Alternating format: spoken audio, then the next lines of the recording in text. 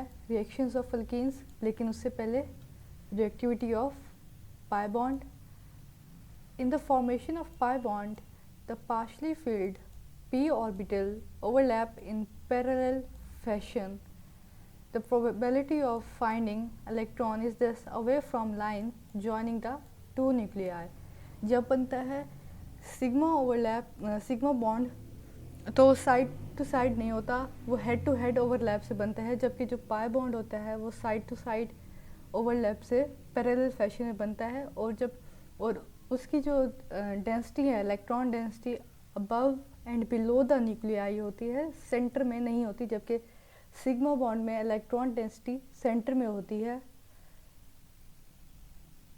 The probability of finding electron is thus away from the joining the two nuclei. तो centre में जो join कर रही होगी लाइन उसमें नहीं होगी, उससे अवे होगी पाई बॉन्ड के केस में इलेक्ट्रॉन फाइंड करने की probability.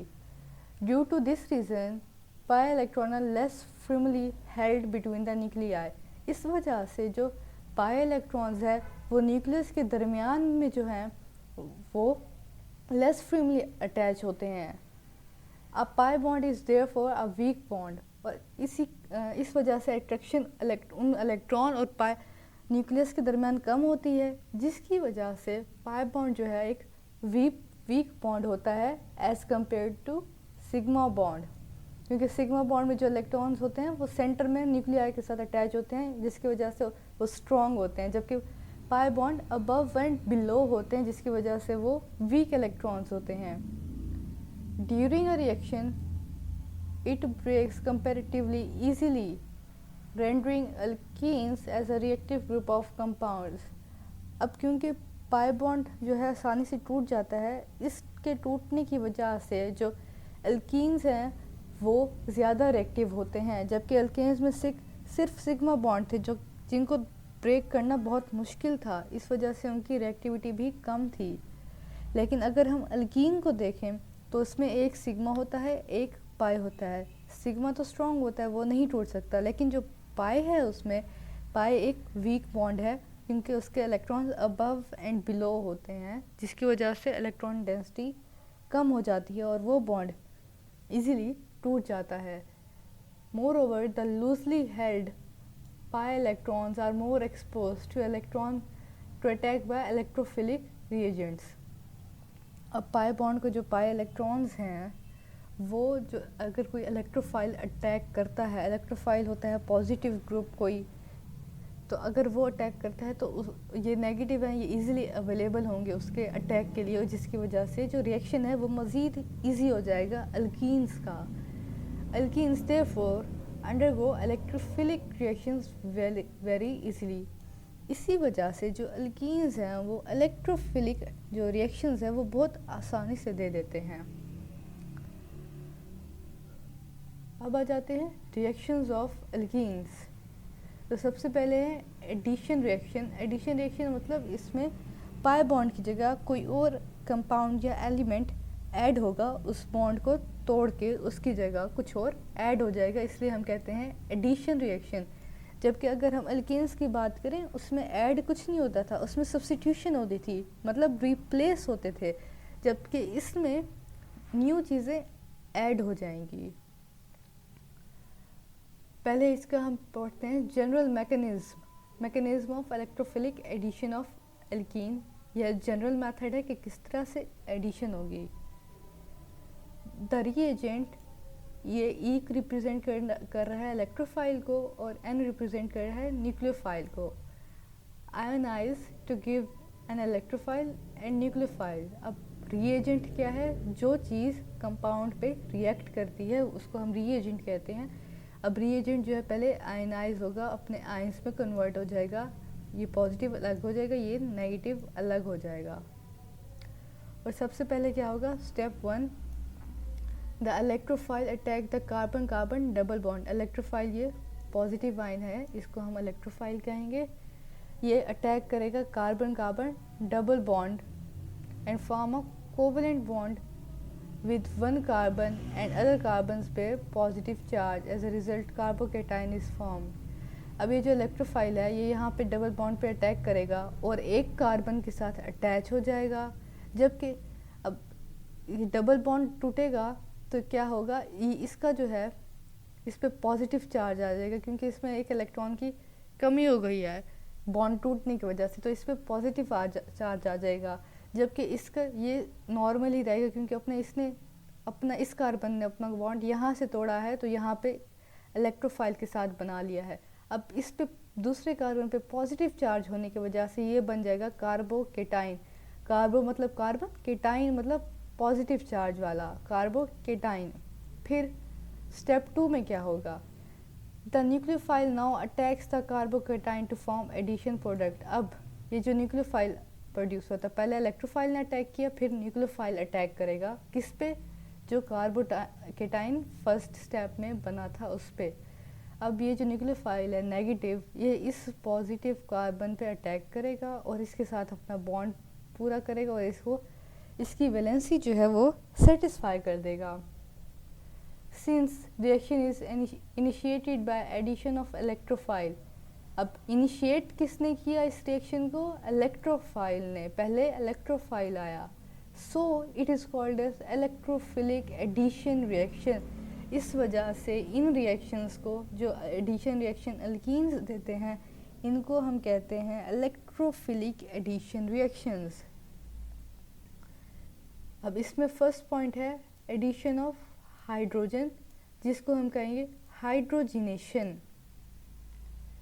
Definition, hydrogenation is a process in which a molecule of hydrogen, अब मॉलिक्यूल मतलब H2 ऐड होगा, एक हाइड्रोजन एक कार्बन के पास और दूसरा हाइड्रोजन दूसरी कार्बन के पास, is added to alkene in the presence of catalyst, catalyst की मौजूदगी में होगा, and at moderate pressure 1.5 atmosphere to give saturated compound. अब जब डबल बॉन्ड में हम हाइड्रोजन ऐड कर देंगे तो वो पाई बॉन्ड टूट जाएगा और क्या रह जाएगा, सिर्फ सिग्मा बॉन्ड। सिर्फ सिग्मा बॉन्ड तो है, तो वो कहलाएगा सैचुरेटेड, मतलब अनसैचुरेटेड से वो कन्वर्ट हो गए सैचुरेटेड कंपाउंड में। This process is known as catalytic hydrogenation. फिर है heat of hydrogenation, it is highly exothermic process. ये जो एडिशन हुई है ये एक्सोथर्मिक है, मतलब हीट एग्जिट होगी, बॉन्ड टूटा है तो हीट एग्जिट होगी।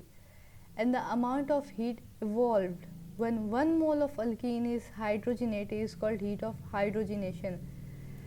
अब जब 1 मोल अल्कीन को हाइड्रोजिनेट करने में जो एनर्जी रिलीज हुई है उसको हम नाम देंगे हीट ऑफ हाइड्रोजिनेशन का। The heat of hydrogenation of most alkene is about 120 kilojoule per mole for each double bond present in it. अब एक डबल बॉन्ड टूटने के लिए हमें चाहिए होगी 120 किलोजॉल पर मोल एनर्जी एक बॉन्ड के लिए।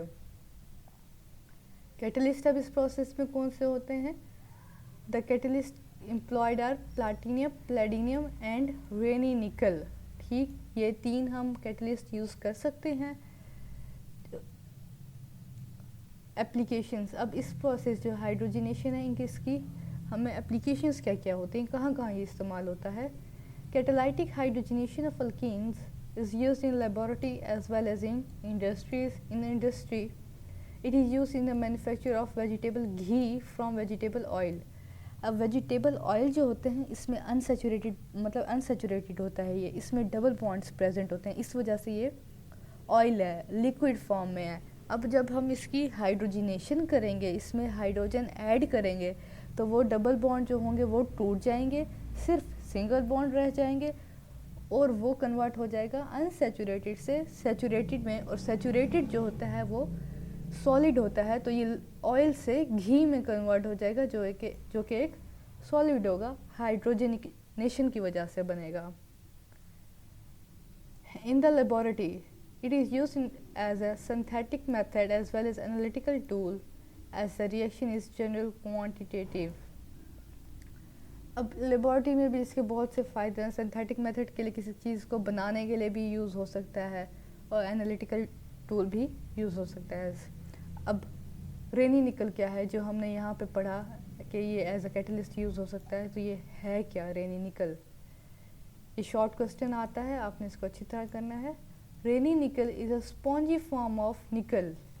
स्पॉन्जी फॉर्म होती है, इट हैज़ पोरस सरफेस, इसकी सरफेस जो है वो पोरस होती है। प्रिपरेशन, अब ये रेनी निकल जो है बनता कैसे है? It is prepared by treating nickel aluminium alloy with caustic soda. अब ये जो निकल एल्यूमिनियम अलॉय है, हम इसका रिएक्शन करेंगे कॉस्टिक सोडा मतलब NaOH के साथ, सोडियम हाइड्रोक्साइड के साथ, वाटर में। ये निकल ये हो गया रेनी निकल, और बाकी रिएक्शन में NaAlO2 और बच गया 3/2H2। टोटल हुए 4, यहाँ पे थे 3, तो 4 में से 3 बने, ठीक, 3/2H2। फिर है रिएक्टिविटी ऑफ रेनी निकल। अब इसकी रिएक्टिविटी कैसे होती है?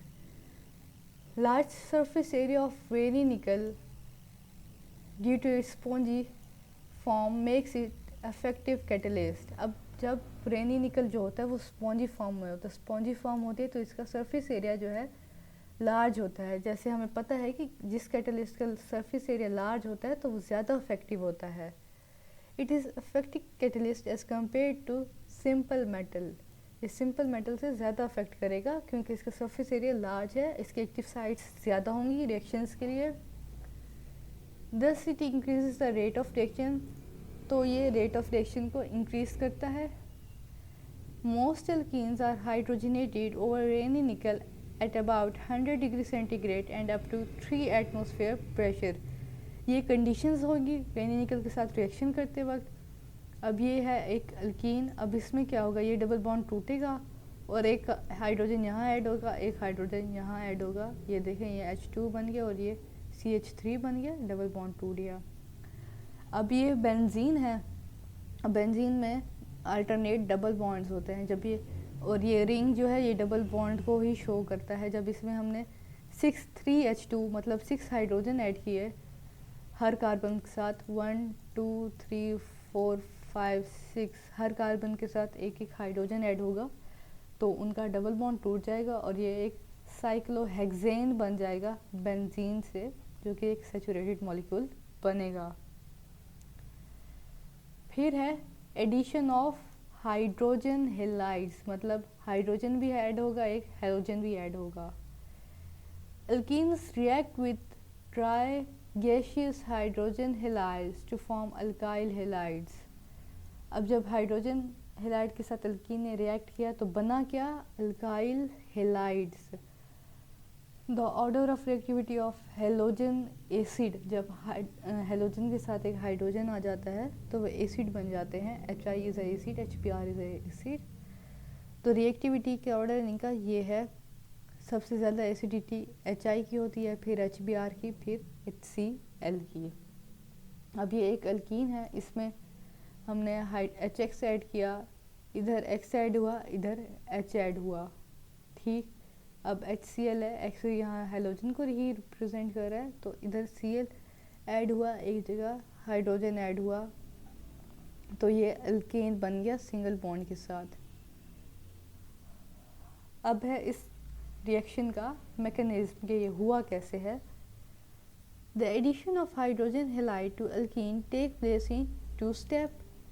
Alkene accepts the proton of hydrogen halide to form carbocation. जो अल्कीन है वो प्रोटॉन को एक्सेप्ट करेगा, प्रोटॉन मतलब H पॉजिटिव को एक्सेप्ट करेगा पहले जैसे हमने पढ़ा कि इलेक्ट्रोफिलिक है तो सबसे पहले एक पॉजिटिव अटैच होगा, तो ये अल्कीन है, यहाँ पे हाइड्रोजन के साथ रिएक्ट करेगी और कार्बोकेटाइन बना साथ, फिर ये X नेगेटिव जो कि एक न्यूक्लियोफाइल है, कार्बोकेटाइन देन रिएक्ट्स विद हेलाइडाइन, ये हेलाइडाइन है। अब ये जो कार्बोकेटाइन बना ये हेलाइडाइन के साथ रिएक्ट करेगा और ये फिर बन जाएगा सैचुरेटेड कंपाउंड, एक alkane alkyl halide. Markovnikov's rule, अब ये हमें बताता है the addition of hydrogen halide over an unsymmetrical alkene is done by Markovnikov's rule. The rule states that in the addition of unsymmetrical reagent to unsymmetrical alkene, The negative part of the adding reagent goes to that carbon constituting double bond which has least number of hydrogen atoms. अब पहली बात क्या है, unsymmetrical reagent. Reagent वो होता है जो react करता है दूसरे के साथ, रिएक्टेंट एक तरह से आप इसको कह सकते हैं. जैसे यहाँ पे HBr इसके साथ रिएक्ट कर रहा है अल्कीन के साथ, तो ये इसका रिएजेंट है. अब अनसिमेट्रिकल क्या मतलब, ये हाइड्रोजन अलग चीज़ है, ब्रोमीन अलग चीज़ है. अगर H2 होता तो उसको हम सिमेट्रिकल कहते हैं, लेकिन ये है HBr. Br अलग चीज़ है, H अलग चीज़ है, अनसिमेट्रिकल है ये. The addition of unsymmetrical reagent किस में, अनसिमेट्रिकल अल्कीन में. अनसिमेट्रिकल अब अल्कीन कैसे, उस बात को समझते हैं. अब ये देखें, ये डबल बॉन्ड है. अनसिमेट्रिकल यहाँ पे 2 हाइड्रोजन अटैच हैं, जबकि डबल बॉन्ड की इस तरफ जो है राइट साइड पे सिंगल चेन है, सिंगल कार्बन है. और जबकि इधर हम देखें 2 कार्बन की चेन है, इक्वल चेन्स नहीं है, तो ये अनसिमेट्रिकल है. जबकि अगर हम इसकी बात करें, इधर भी एक कार्बन है, इधर भी एक कार्बन है, ये सिमेट्रिकल है. डबल बॉन्ड के अपोजिट साइड्स पे हमने देखना है. ठीक, अब ये जो है अनसिमेट्रिकल है. एक साइड पे सिंगल कार्बन है, जबकि दूसरी साइड पे डबल कार्बन है. तो क्या है, unsymmetrical reagent to unsymmetrical alkene, the negative part of adding reagent goes to that carbon.